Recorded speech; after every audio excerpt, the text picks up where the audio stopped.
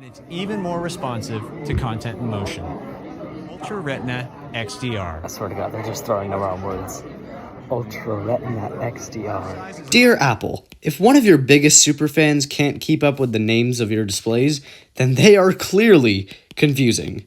So Apple comes up with their own special names for the displays that they put on their products. And the names, they started off small and simple, and then they became way too fancy. Actually, way too fancy to the point where before recording this video, I had no idea what the displays were named and what the names even meant. So you know what, let's just go through all the names and we'll see why they're so awfully dumb. Okay, let's start off nice and simple back in 2010.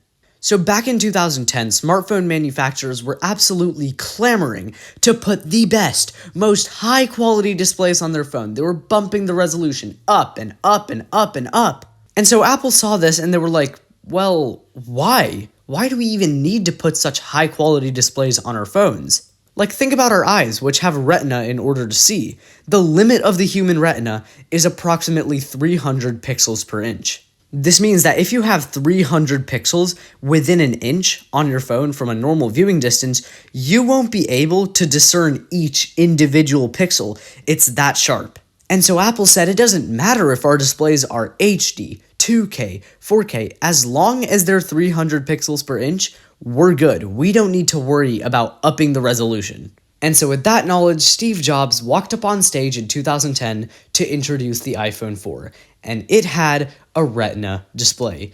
Apple used the same sort of knowledge that the human retina is 300 pixels per inch to say, hey, our display matches that. Now it's a Retina display and you don't need to worry about the resolution of your phone ever again. So I'll give credit where credit is due, because Retina display is an awesome name. Like, it takes human familiarity of the retina and puts it into something cool. It's short and sweet, so it's easy to remember, and it's the only thing you'll need to remember. You don't need to worry about 720p or 1080p or 2K anymore. No, that's gone. And so if the story had stopped there, it would have been amazing. But it didn't stop there. It continued on and on and on. In 2014, Apple introduced the iPhone 6 and 6 Plus, which had the Retina HD display, and I take a bit of issue with this name.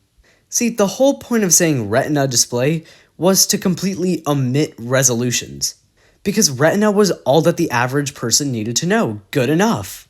But now if you have HD in there, then what's the point of Retina, and vice versa?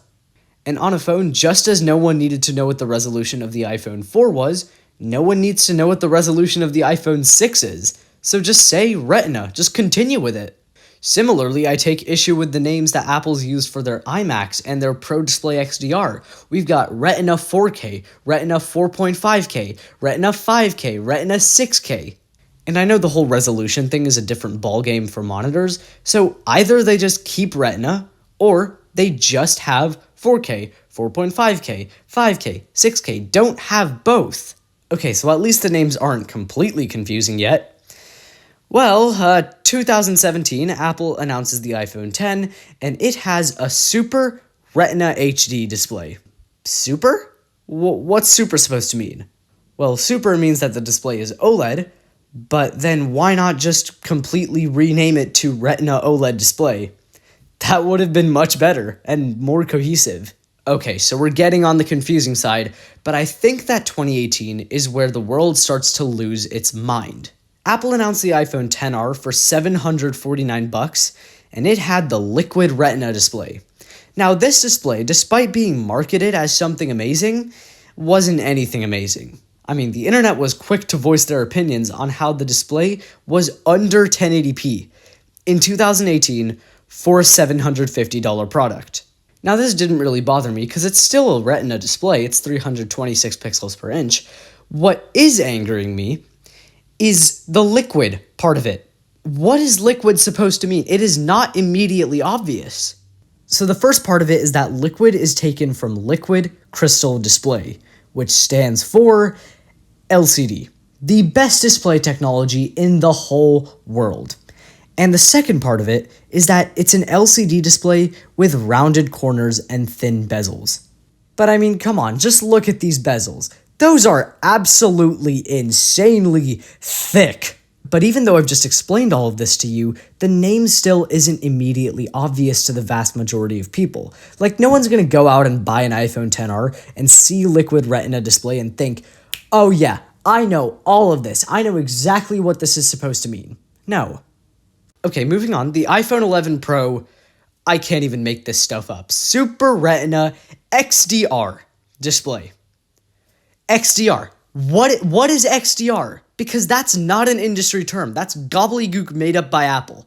XDR stands for Extreme Dynamic Range. Extreme Dynamic Range doesn't exist. It's just HDR. At the end of the day, the Super Retina XDR display is an OLED display, like any other, except this time it's increased the contrast ratio versus the previous generation. But when your contrast ratio is already so high, increasing it more doesn't just create a new type of dynamic range, so you're still only displaying HDR. So they could have said something like Super Retina HDR, even though that's not my preferred name. They could have said HDR, but no, Extreme Dynamic Range, even though that's not a thing. So then we go almost 2 solid years without another dumb name from Apple. Thank the Lord. And then we get the 12.9-inch M1 iPad Pro. It has the Liquid Retina XDR display. Now, this 12.9-inch M1 iPad Pro has a display technology called Mini LED. Not LCD, not OLED, Mini LED. So why is there still liquid in the name? LED stands for light emitting diode, not liquid emitting diode. Light emitting diode. There is no liquid. And then on top of that, they have the XDR, which doesn't even exist. So the liquid and the XDR part of it are complete bogus. The only thing left is Retina. And they still use this name on their MacBook Pros. Shame on you, Apple. Shame on you. Now, just before we get to the last one, I want to give a special shout out to the Vision Pro. It is pretty much the only product that Apple makes with a display that doesn't have the term Retina in it. It's just micro OLED. What kind of surprises me is that it doesn't have Retina, even though it's got 23 million pixels that sit directly in front of your eye. It's short, it's simple, it's easy to get across. No Apple gobbledygook is involved. Love it. Thank you, Vision Pro. And the final one is the M4 iPad Pro. Both the 11-inch and the 13-inch models have the brand new Ultra Retina XDR display. Now, I kind of get Ultra here. It's a tandem OLED display. There are 2 OLED displays stacked on top of each other. That's amazing, right?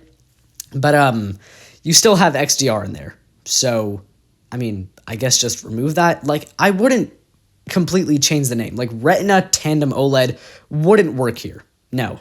And that's it. Now you know how Apple's display names went from short and simple to a complete mess, a dumpster fire. And Apple, this is a direct message to you. Your display names, fix them. Right now, fix it. I want to see them fixed. I demand it.